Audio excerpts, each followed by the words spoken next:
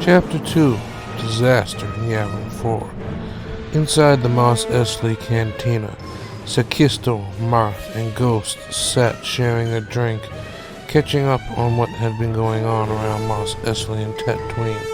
Marth said, "I think it's about time we got out of here. Don't you guys think that you got clearance for that ship to be refueled yet?" Before anyone could finish their conversation or leave the cantina, a group of exchanged thugs began to shoot up the cantina.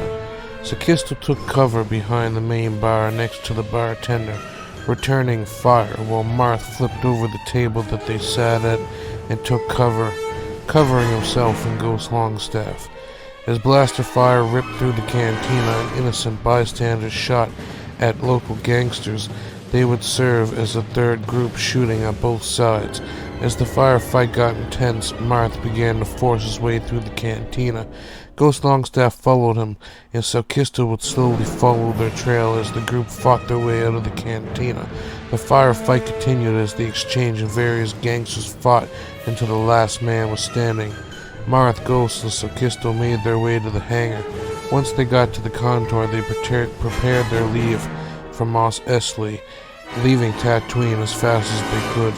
As the Condor left, a group of exchange thugs had just arrived at the starport, missing the crew of the Condor. The Condor ripped out of Mos Eisley, swiftly leaving the surface of the ship, came under fire from a few cartel ships that had locked onto the freighter. Sakisto yelled out, "We need to get something into the turret and fight them off if we're going to be able to jump the light speed." Ghost Longstaff ran quickly across the ship and up a ladder into the turret. He locked onto the first ship, missing his first few shots, then finally managed to blow it out of the sky. The Condor swayed as Ghost let off a few more shots. Another ship lit up, followed by another one and another one. Before Sakisto yelled out again, "Get back down here, Ghost. We're jumping to light speed." Ghost returned to the cockpit and buckled up. The Condor whipped across space and time, jumping into light speed. When the ship finally stopped, they could see the rebel fleet around Polis Massa in a giant space station nestled inside an asteroid field and a dead planet. The Condor went to land in the main hangar of the Polis Massa facility. Marth, Ghost, Sakisto, Blade, and SS-19 were greeted by a group of rebel soldiers. The Admiral, who was the only one finally dressed in the group, was a man with pale skin and short white hair. His name was Bellmaker Speedwell. He said, "Welcome and greetings. It is good to see you again, Marth, and good to see you also, Sakisto." Marth said, "Our intelligence was right this time. We managed to get out of Tatooine, but we have stirred up the hornet's nest." Sakisto replied, "The exchange is angered with us, but we will have to worry about that later. There are more pressing matters. What have I missed here in Polis Massa while I've been gone?" Ghost Longstaff looked lost as they talked. His head hurt. He heard Blade's voice in his head again. "Calm down. Feel the Force. Let it flow naturally. If you can recall from your training, the Force lives in everything." Ghost closed his eyes as he could feel the Force flow once more. It felt the same way it did when he was a child. Like his first taste of the Force, he had forgotten the feeling. Admiral Bellmaker Speedwell responded, "The Twi'leks you visited in Ryloth have agreed to join the rebellion during our capture at the mining facility." Sakisto nodded and said, "I am sure the Twi'leks are sick of living under the rule of pirates and huts." A man dressed in Jedi robes with thin, long blonde hair and a dirty blonde beard entered the room. He said, "The clones are ready to assist with our operation. I have spoken with the Communions and Commander Yuri, who assures us that we can begin a war against the Hut cartel and their allies." Ghost Longstaff smiled to the Jedi and said, "Jericho Yoist, my old friend. I did not think the Jedi Council would approve of a war." Jericho Yoist responded, "Neither of us are members of the Jedi Order. We are members of the Rebel Alliance now." Marth Rokal, the commander, said sternly, "The rebel operatives have reported unusual activity on Yavin 4 at the Jedi Enclave known as New Hostus." Admiral Speedwell nodded and said, "We will move to reinforce Yavin 4, but I also suspect if we do not focus on defending Ryloth and Naboo, the Hutts may make a move there as well. Jericho Yas responded, I think Commander Roko should team up with the Commander Yuri to secure Ryloth and Naboo's interests in becoming primary members of the Alliance. Perhaps Admiral Speedwell could reinforce Yavin 4. Marth nodded, while Admiral Speedwell responded, We will need someone to maintain order here in Pulis Massa. I suggest Senator Sakisto spend more time with me before we depart. Sakisto thought for a moment and said, Very well, I can help out around here. I would like to commend both Ghost Longstaff and the crew of the Contour for assisting me on the mining facility. They may prove useful in helping the Alliance. Ghost Longstaff responded, We can help wherever it is needed. Admiral Speedwell nodded and said, How about you join my fleet in assisting Yavin 4? Ghost Longstaff nodded. He felt a bit of a blurry vision. He could hear the force slowly trickling within his aura once again. It was faint and weak. Something made him feel out of place. The meeting came to an end before he knew it. Ghost Longstaff would return to the hangar. He would see an unknown man whom had the look of a smuggler, with his shaggy brown hair and a leather vest mixed with his street clothes. The man had to be about 10 years older than he. He nodded to him, and the man said, Name's Grimson Gray, one of the best pilots in the Rebel Alliance. Ghost nodded and said, Nice to meet you, Grimson Gray. If you're the best pilot, where's your ship? Grimson frowned and said, I'd have fired a little more modern than your scrap bucket of a ship, but it got toasted by the cartel ships in Coruscant. Ghost Longstaff said, sounding a bit surprised, What are cartel ships doing in Coruscant? Grim responded, Since the fall of the Federation, Coruscant's been a neutral space, not really enforcing any laws against the cartel or other groups who come to do business. Ghost nodded, then said, So I'm guessing you're looking for a new ship? Grim shrugged and said, Your friend Sakisto said you might need a good pilot. Only thing is, I've checked your ship out, and I am curious how you came by it. Ghost Longstaff's mind went blank, then he asked, Why do you ask? Grim responded, This ship is for one a replica of an ancient freighter from the Old Republic. Or at least a modern version of it anyways. I've never seen one other than in holo projections. Secondly, it is registered to a Brando Silva, an old smuggler who used to fly during the Second Mandalorian Wars. Ghost Longstaff asked, Who is Brando Silva? Grim responded, One of the best guys in the game. I'm not sure where he is from, but this ship's gained some reputation among smugglers. It's hard to believe it's standing here right in front of me. That's a legendary ship, you know. Ghost Longstaff frowned and asked, What happened to Brando Silva? Grim chuckled and said, Rumors say he was killed by Kedek the Hutt. Others say he had one last job, got rich, and disappeared. Whatever the truth is,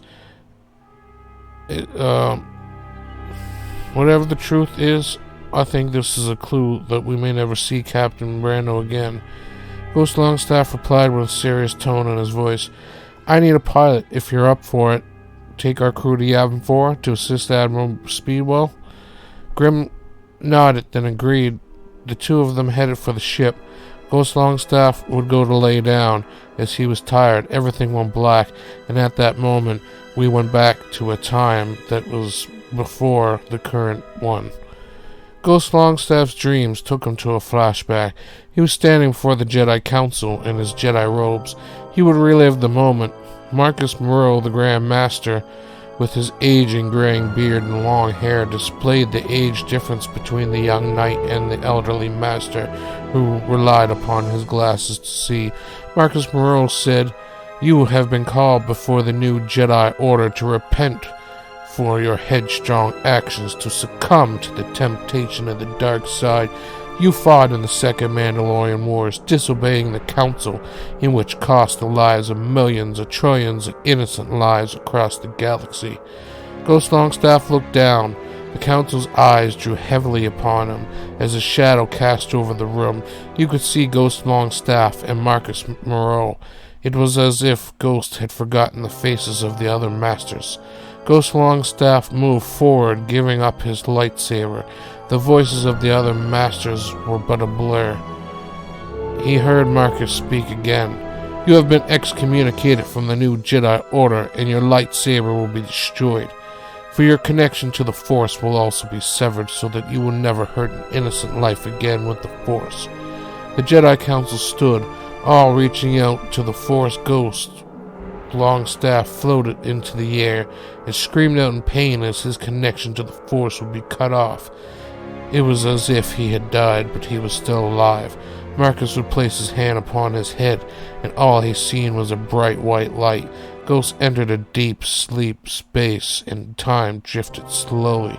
As bits and pieces of his memory would come back, we faded into the present time. In the present time, the Condor had arrived in Yavin 4, joining Admiral Speedwell's fleet. The rebel fleet entered Yavin 4 space station overlooking the planet's moon, where the main headquarters outside Apollo's massive floated in front of them. Ghost Longstaff was now sitting in the main cockpit with Blade and Grim, their new captain.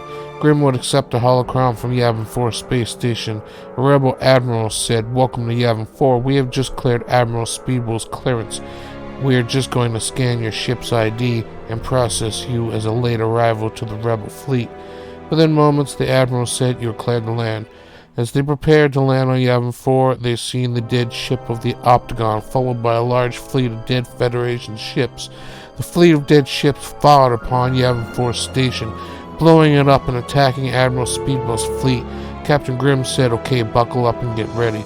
The Condor moved into action, assisting Speedwell's fleet, and the ships collided against one another. As a relentless space battle took place over Yavin 4, the dead ship kamikazed themselves into Speedwell's fleet. It seemed within a matter of moments the fleet was overwhelmed as Admiral Speedwell's ship itself exploded in front of them. Emergency alarms went off across the Condor. The Condor would be hit and forced to land on the moon of Yavin 4. The ship roared out hard as it would crash into the jungles. Everybody would be knocked out. Luckily, the ship would be nestled in the forest and mostly undamaged by the surprise attack of the suicide fleet, which would cause an unknown threat into Yavin, and that had not been seen in some time. The Optagon crashed into Yavin, being the final ship of the dead fleet. It would completely level the rebel base, as the only survivor would be Darth Iridian himself, who emerged from the jungle like a machine, his face breathing heavily, sounding like the undead themselves. On the Jedi Council chambers of Coruscant, Marcus Moreau spoke to the Council. "I do not see a reason to investigate the disturbance in Yavin 4. I am sure that Master Marion McDougal would ask for assistance if it was out of her care." Jeej, the Yoda Master, responded, "The dark side at work it is." Aaron Ling, a master who sat proudly with long blonde hair and green robes, looking like a human version of an elf, he responded, "I agree with Master Jeej. I do not think that we should take this lightly, Master Moreau." A master with a brown, poofy beard who was hooded, known as Massimo Questi, said, "The Force tells me that the Sith have returned. I can feel this. We cannot ignore the signs anymore." Finchu Bless nodded and said, "I believe we should be cautious on our next actions. We cannot predict what the Sith, Mandalorians, or Hutts could do next." A Wookiee master known as Mantis Greed growled and grunted and spoke through his translator. "Patience. This council must not be too hasteful. If the enemy may wish to draw our hand, it may be an ambush." Koji Star, a Jawa Jedi, responded, "With the Rebel Alliance growing, it is only natural for the dark side to lay a trap in Yavin 4. Obanah Kur sat there pondering with his balding hair and goatee. He scratched his chin, then said, "A Jedi Shadow could successfully deal with any suspicious activity in Yavin 4. I am sure Master McDougal already knows this, though. The last two members of the Jedi Council were not present for the meeting, so Master Moreau resented the speech and would take control of the council when he said, 'All points taken with deep consideration. Masters Bliss Darrow and Jorah Welslaw are not present for this meeting, as they are out on mission still. I understand many doubt that Master McDougal's enclave and team of Jedi are not capable of dealing with the situation, But personally, knowing Master McDougal, I am confident in her ability to handle the situation. If anything should arise, I will take the motion of patience for the time. We will allow her order to deal with the disturbance in the Force and await for her call. If something is out of hands of the Yavin Enclave, that is. The council grew quiet as a dark cloud loomed over Coruscant. On Yavin 4, Ghost awoke from his sleep. The ship was hidden in the deep jungles of Yavin 4. Grim responded, "Ah, good, you're finally awake." Another flashback would take place, taking us back in time. Ghost tapped his head, then said something, sounding tired. "How long was I out for?" Grim said, "Couple hours," as he came back to the present, looking at Grim. And Grim continued to say, "We are safe here in the jungle, and the attacking fleet destroyed itself. The bad news is, we are certain that Speedwell is dead, and Yavin's rebel forces have been greatly damaged by this attack. I don't think any of our invaders survived." Ghost was now fully in the present when he said, "Where is the rest of the crew?" Grim responded, "SS-19 is working on fixing the shields, and your friend Blade went outside to sit in a quiet, shady spot. I've just tried to decide to get a hold of the rebel base, but communications were cut with the flagship collided with the base. I don't expect there to be any survivors, but you never know. The Jedi would be our best bet in getting any help." Ghost Longstaff frowned and said, "I am no longer a member of the Jedi Order. I doubt they would help me." Grim shrugged and said, "It's our only shot. We are going there as people are in need and members of the Rebel Alliance. There has to be something that they can do." Grim responded, "I'm not really sure, but we're a bit thin on resources right now. I'll stay with the ship while the rest of us look for the Enclave. I don't think we are too far. A bit of jungle, but the path is straight ahead. A hike we can afford to make." Blade entered the ship and came into the room and said, "I'll stay with the ship and SS-19. The two of you would be best to speak with Jedi." Ghost Longstaff nodded and said, "Okay, well, Grim, are you ready for a venture through the jungles of Yavin 4? Grim nodded, then he grabbed a blaster pistol and put it in the sheath. Both him and Ghost left the Condor and started to hike through the jungle. As Grim and Ghost walked through the jungles of Yavin 4, the beast's roars and chirps could be heard. A dark feeling came over the ancient jungles of the Jedi Moon planet. Darth Iridian lingered through the jungle as it was already ahead of them. Untouched by the Octagon crash, his partially cyborg man body pulled himself out of the jungles. He overlooked the Yavin 4 Jedi Enclave from the jungle outskirts. Darth Iridian emerged from the jungle like one of the wild beasts of the jungle, moving fast and swift across the rivers and lakes, moving past the Mazasi ruins that darted the outskirts of the temple. As he came closer and closer, his single dark gray hilt rose from his belt to his hand as he slayed two Jedi Temple guards and darted the outer gardens of the Jedi Temple grounds with bodies of its first line of security. In the jungle, Ghost felt a disturbance in the Force as he heard Blade's voice. "You heard the suffering of the Jedi? The enemy has descended upon the Jedi Temple." Ghost said out loud, "We've got to hurry up." Ghost started to speed walk. Grim caught up and said, "Do you even know where we're going?" Ghost did not say anything, just led them through the jungle until they exited and came to the outer ruins and gardens. They could see bodies of the Jedi Temple guards. Grim grabbed his blaster and said, "This does not look good." Ghost Longstaff drew his viral blade and said, "We gotta help them out." Ghost Longstaff ran towards the temple, while Grim would move to investigate the civilian areas of the Jedi Temple grounds. Ghost Longstaff seen the meditation area and hangar bay empty, besides a few shuttles that seemed to be docked but no people with them.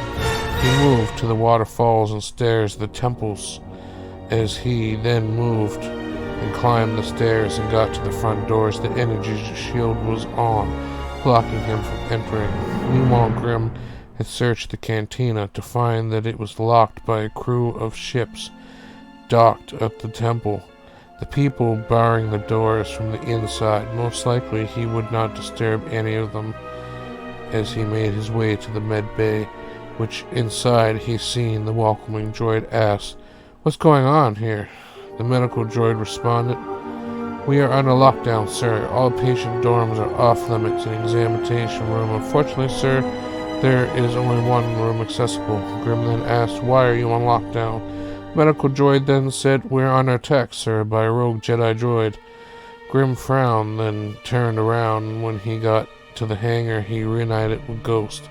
Darth Meridian peered behind Grim, plunged his lightsaber through his stomach and from behind. Before anyone could see anything, Grim was laying on the ground.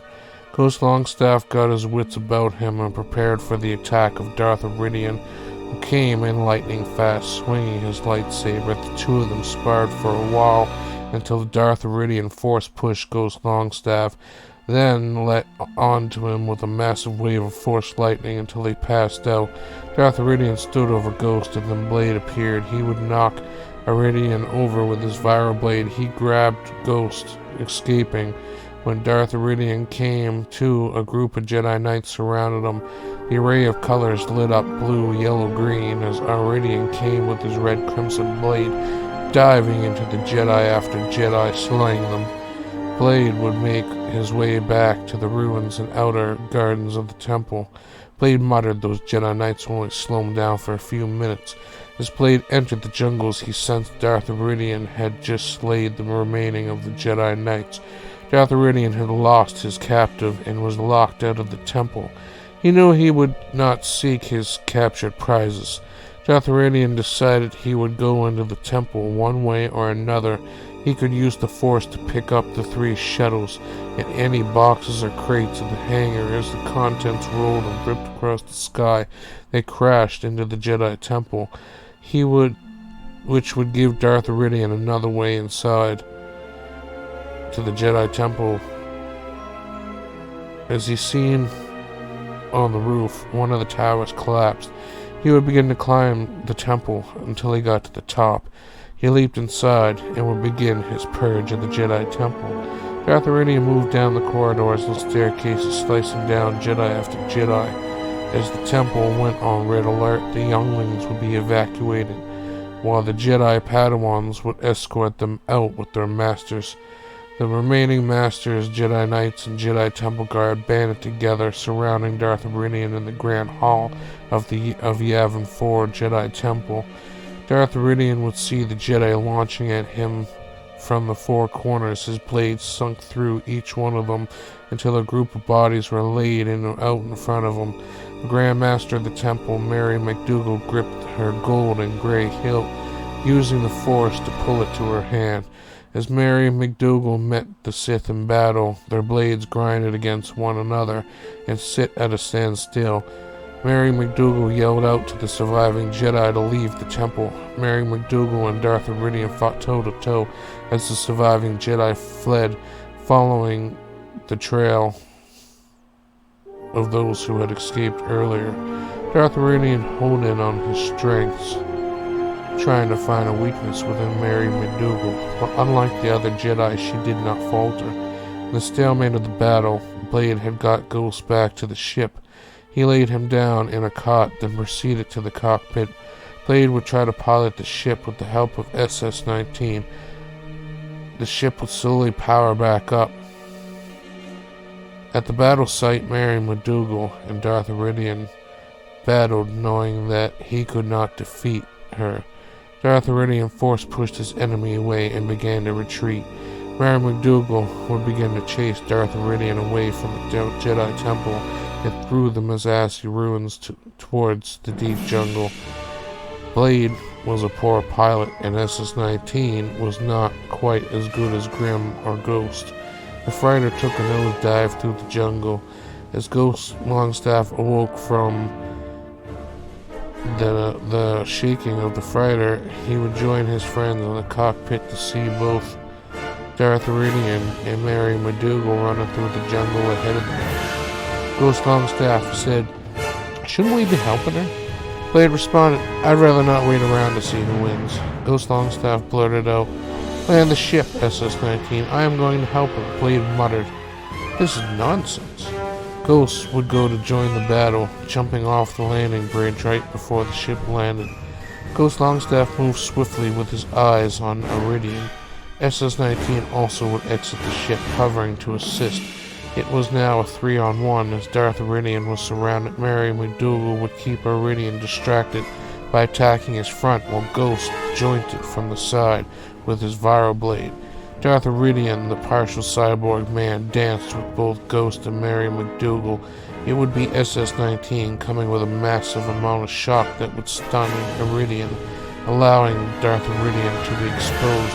His lightsaber hand would be cut as both Mary McDougal and Ghost Longstaff had his blade to the neck. Mary McDougal said, "Surrender, Dark Jedi." Darth Iridian would surrender as he had no choice and did not intend to die. Mary McDougal placed her hand on Iridian's head, which would make him unconscious as a beam of light came from Mary McDougal's hand. Ghost Longstaff helped carry Iridian back to the temple's medical bay. Mary McDougal looked at Ghost Longstaff and said, "I sense the Force within you. If you were younger, we would have found you." Ghost Longstaff frowned and said, "That is not my path." Mary McDougal looked to him and asked, "Why were you exiled?" Ghost Longstaff responded, "I joined in the Second Mandalorian Wars against the wishes of my masters." Mary McDougal nodded and paused for a moment, then asked, "You were cut off from the Force, but yet I can feel the Force within you. Why did you help me?" Ghost Longstaff looked to her and said, "Yes, the Force is flowing within me. I cannot explain it. I helped you because it was the right thing to do." Mary McDougal left Iridian to be tended for by the doctors of the facility, then escorted Ghost out of the facility. She then asked, "And why did you join the Second Mandalorian Wars?" Ghost Longstaff thought for a while, then said, "It is what I thought was right at the time." Mary McDougal again seemed to look fascinated as she continued to speak. "The High Council made the decision, but it is the will of the Force. You have been given a second chance." Ghost Longstaff asked, "What should I do, Master?" Mary McDougal smiled and said, "Trust in your instincts. Trust in the Force and your training. You will know what to do." Ghost Longstaff frowned and said, "I can't seem to recall much of my training. Many of my memories are lost." Mary McDougal responded, "Your crew is welcome to stay here in Yavin 4. The rebels can spare a few of their soldiers and one ship for a few months. You can train here with us. Maybe it will refresh your memory and your training." Ghost Longstaff rubbed his chin and said, "Very well, I agree." The crew of the Contour lay low in Yavin 4. SS-19 would spend the next couple of months being repaired, re-outfitted, and updated at the rebel bunker. Blade would remain with the ship, but at times would spend hours of time walking within the Mazzassi ruins. Darth Iridian, their former foe, had been in extensive medical treatments, then later transferred to lockup and confinement where he was watched closely. The Jedi had returned to their normal way of life. The Enclave survived as a small Jedi community. They had communicated with Polis Massa and the other Jedi Enclaves about what had happened to their temple. Ghost Longstaff spent months retraining himself in the ways of the Force, the Jedi Code, and their principles, as well as blade combat. He would even create a single-bladed yellow lightsaber, choosing the path of the Jedi Sentinel. He would have the skills of a Padawan. As his memories returned, he was not as strong or wise as he once was, but much of his enlightenment had returned. Ghost Longstaff dressed in the robes of the Jedi Order once more. Throughout his training, he had placed a matching cloak over top in his hood. He then said, "The time has come that I leave you, Master. I thank you for your training." Mary McDougal bowed, then said, "You would make a great addition to the Order here on Yavin 4, but I do understand your decision." Ghost Longstaff then said, "I made a promise to Sakisto that I have to keep. When everything is done with the Rebel Alliance, I will return to Yavin 4 to finish my training, Master. What will become of Darth Iridian?"